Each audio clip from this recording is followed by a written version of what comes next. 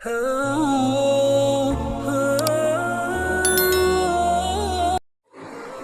اللہ الرحمن الرحیم۔ الصلاۃ والسلام علیک یا رسول اللہ وعلی آلک وصحابک یا حبیب اللہ۔ امید کرتی ہوں آپ سب لوگ خیریت سے ہوں گے، اور اللہ تعالیٰ سے دلی دعا ہے کہ اللہ تعالیٰ آپ تمام دوستوں کو اپنے حفظ و ایمان میں رکھے اور اپنی خاص رحمتوں سے نوازے اور عافیت کے سائے میں رکھیں۔ ناظرین، آج کی ویڈیو لے کر میں آپ کی خدمت میں حاضر ہوئی ہوں۔ آج بہت ہی مختصر اور بہت ہی عمل کا وظیفہ میں آپ کو بتانے جا رہی ہوں۔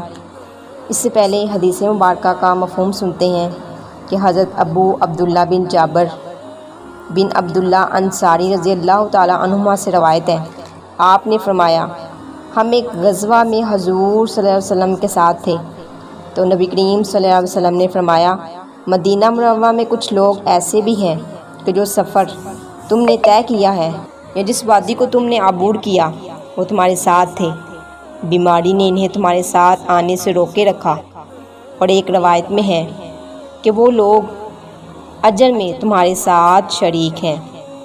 اسے امام مسلم نے بھی روایت کیا اور امام بخاری نے بھی۔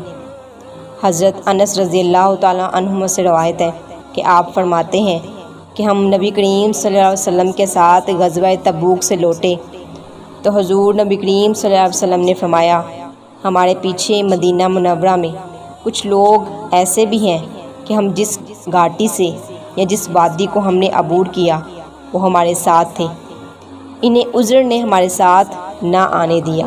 اس کی وضاحت کچھ یوں کی جاتی ہے کہ یہ واقعہ غزوہ تبوک کا ہے کہ بعض صحابہ کرام کے پاس سواری نہ تھی مگر شرکت کی شدید تمنا تھی، بعض بیمار تھے مگر ان کے دل میں جہاد میں شرکت کی آرزو تھی۔ ثابت ہوا کہ اگر کوئی مسلمان خلوص نیت سے نیک کام کرنا چاہتا ہے مگر کسی مجبوری کے سبب وہ نیک کام نہ بھی کر سکے تو نیت کی وجہ سے اللہ اس کو اس نیک کام کا ثواب عطا فرماتا ہے۔ سبحان اللہ۔ تو دوستو، اب بڑھتے ہیں ہم اپنے وظائف کی طرف۔ آج کا وظیفہ ہے جی یا قدوس۔ یا قدوس کا کوئی دوران سفر ورد کرتا ہے تو انشاءاللہ عز و جل تھکن سے محفوظ رہتا ہے۔ جزاک اللہ خیرہ۔